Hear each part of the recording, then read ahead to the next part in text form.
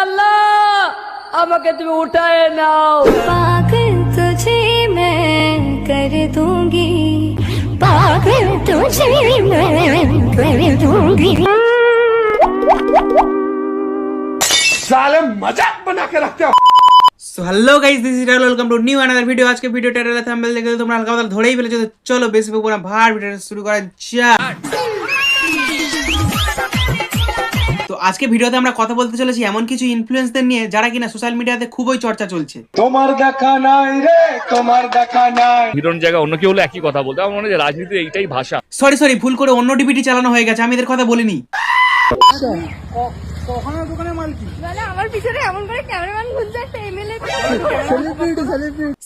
Celebrity. হ্যাঁ, আজকের ভিডিওতে আমরা এমন কিছু সেলিব্রিটিদের দেখবো এবং তাদের বাটার চেষ্টা করব। দেখাচ্ছিস বেরো দাদা, ভালো লাগছে না। কেন? ওকে বের তো বলবা মা। তুই সামনে খাওয়ার সময় ভিডিও করিস কেন বলতো? দেখাচ্ছিস বলবো না, তুই বেরো ওখান থেকে, ভালো লাগছে না আমার। তার কি হয়েছে?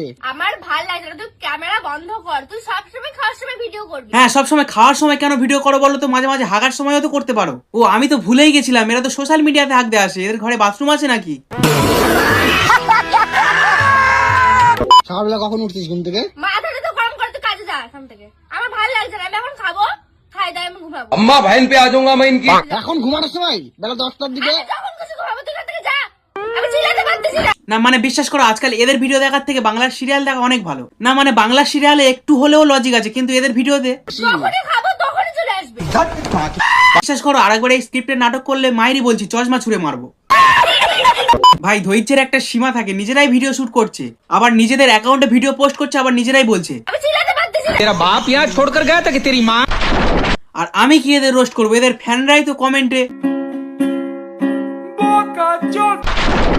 বলছি, বোন খাওয়া দাওয়া আর ভিডিও করা শেষ হলে একটু কমেন্টে গিয়ে ঘুরে এসো।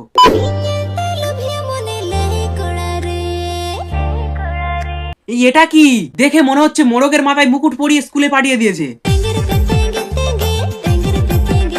এখন মনে হচ্ছে আমাদের স্কুলগুলোতে যদি একটু ভালো করে পড়াশোনা করাতো তাহলে এরা মুরগি থেকে মানুষ হয়ে যেত। আরে অন্য জায়গার মেয়েদের দেখো, কেউ ইঞ্জিনিয়ার, পাইলট, ডাক্তার হয়ে যাচ্ছে, কিন্তু আমাদের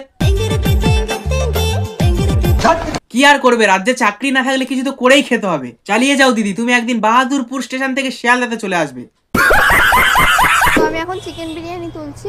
চিকেন বিরিয়ানি তুলছো? আরে একবার বললো তো চিকেন বিরিয়ানি।